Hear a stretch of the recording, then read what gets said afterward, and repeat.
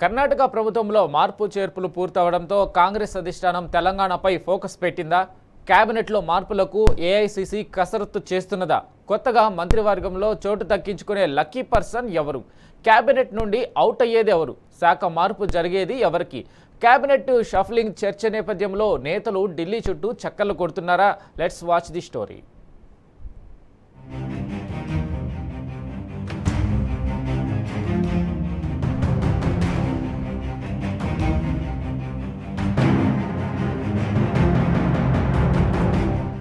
తెలంగాణ మంత్రివర్గంలో మార్పు చేర్పులపై గత కొంతకాలంగా చర్చ జరుగుతోంది. రేవంత్ సర్కార్ ఏర్పడి 2.5 పూర్తి కావడంతో ఖాళీగా ఉన్న 2 బెర్తుల భర్తీతో పాటు మంత్రివర్గాన్ని పునర్వ్యవస్థీకరణ చేయాలని అధిష్టానం భావిస్తుందన్న ప్రచారం సాగుతోంది. దీంతో పదవులు దక్కించుకునేందుకు కొందరు, పదవులు కాపాడుకునేందుకు ఇంకొందరు నేతలు ఢిల్లీ చుట్టూ ప్రదక్షిణలు చేస్తున్నారు.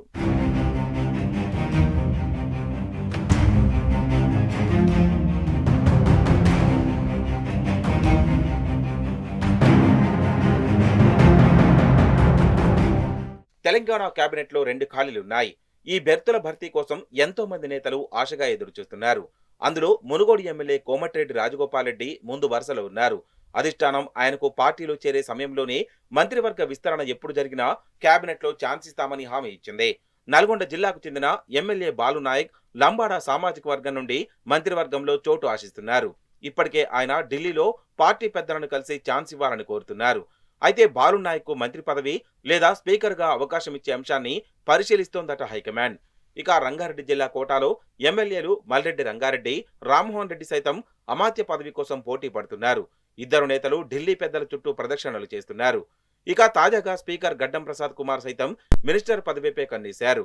రాహుల్ గాంధీ, మల్లికార్జున ఖర్గేను కలిసి కేబినెట్లో అవకాశం ఇవ్వాలని కోరారు. ఢిల్లీ పెద్దల హామీతో కేబినెట్లో చోటు పక్కా అన్న ధీమాతో ఉన్నారు ప్రసాద్ కుమార్.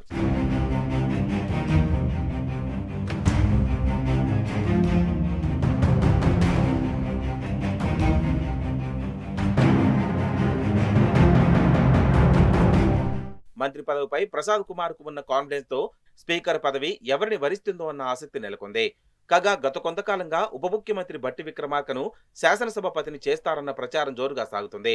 ఆర్థిక మంత్రిగా కూడా ఉన్న భట్టిపై అనేక ఆరోపణలు వచ్చాయి. ఆయనపై ఢిల్లీకి ఫిర్యాదులందాయి. దీంతో హైకమాండ్ వద్ద ఆయన గ్రాఫ్ తగ్గడంతో పాటు పార్టీ పెద్దల క్లాస్ తీసుకున్నారని సమాచారం. దీంతో గడ్డం ప్రసాద్ కుమార్ ప్లేస్ కు భట్టిని మారుస్తారన్న ప్రచారం జోరుగా సాగుతుంది. ఈ పరిణామాలను గమనించిన భట్టి విక్రమార్క ఇటీవల కాలంలో ఢిల్లీ చుట్టూ చక్కర్లు కొడుతున్నారు. అధిష్టానాన్ని మేనేజ్ చేసే పనిలో ఉన్నట్లు తెలుస్తోంది. అటు ఇతర మంత్రులు సైతం తమ పదవిని పదిలం చేసుకునే ప్రయత్నాలు చేస్తున్నట్లు సమాచారం.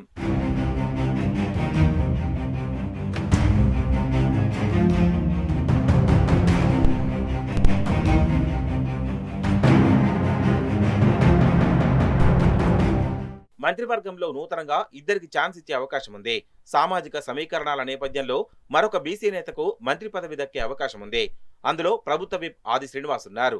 ఇక కోమటిరెడ్డి రాజగోపాల్ రెడ్డిని కేబినెట్లోకి తీసుకోవాలని అధిష్టానం నిర్ణయిస్తే ఆయన సోదరుడు వెంకటరెడ్డిని ఏఐసీసీ ప్రధాన కార్యదర్శిగా నియమించి ఇతర రాష్ట్రాలకు ఇన్ఛార్జిగా పంపే యోచనలో హైకమాండ్ ఉన్నట్లు తెలుస్తోంది. అయితే మంత్రి పదవి నుండి తప్పిస్తే ఏఐసీసీలో కీలక బాధ్యతలు ఇవ్వాలని ఢిల్లీ పెద్దలకు ప్రపోజల్ పెట్టారట వెంకటరెడ్డి.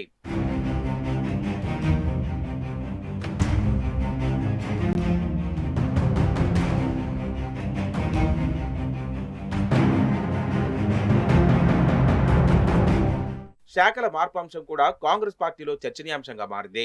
ప్రధానంగా భట్టి విక్రమార్క దగ్గర ఉన్న ఫైనాన్స్ శాఖ మరొకరికి ఇవ్వాలని ఢిల్లీ డైరెక్షన్ ఇచ్చిందని సమాచారం. కానీ ఆర్థిక శాఖను చేపట్టేందుకు ఎవ్వరూ ముందుకు రావడం లేదని తెలుస్తోంది. ప్రధానంగా కరీంనగర్ జిల్లాకు చెందిన మంత్రి పేరును ప్రతిపాదిస్తే ఆయన నో చెప్పినట్లు సమాచారం. దీంతో ఖమ్మం జిల్లాకు చెందిన సంచలన మంత్రి పేరు తెరపైకి వచ్చిందట. కానీ స్వయానా కాంట్రాక్టర్ అయిన సదరు మినిస్టర్ కు ఆర్థిక శాఖ బాధ్యతలు అప్పగిస్తే వచ్చే అనర్థాలపై బేరీజు వేసుకుని ఢిల్లీ పెద్దలు వెనకంజ వేశారని టాక్. అటు రెవెన్యూ శాఖ నుండి పొంగులెడ్డిని తప్పించి మరొకరికి అవకాశం ఇవ్వాలన్న డిమాండ్ కూడా ఉంది. ఇవే కాకుండా చాలా మంది మంత్రులు శాఖలను మార్చుకొని మంచి పోర్ట్ఫోలియో దక్కించుకునేందుకు ప్రయత్నాలు ముమ్మరం చేశారు. కొందరు ఢిల్లీ చుట్టూ చక్కర్లు కొడుతున్నారు. ఇంకొందరు తాజాగా బెంగళూరు వేదికగా పార్టీ పెద్దలను ప్రసన్నం చేసుకున్నారట.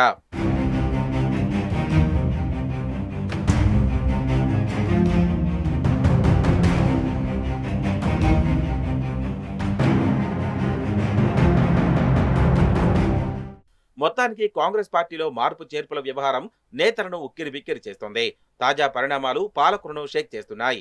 పదవులను కాపాడుకునేది ఎంతమంది, డిమోషన్ ఎవరికి, ప్రమోషన్ లభించేదెవరికి, ఈ నెలలో జరిగే మంత్రివర్గ మార్పులలో ఎలాంటి పరిణామాలు చోటు చేసుకుంటాయో చూడాలి.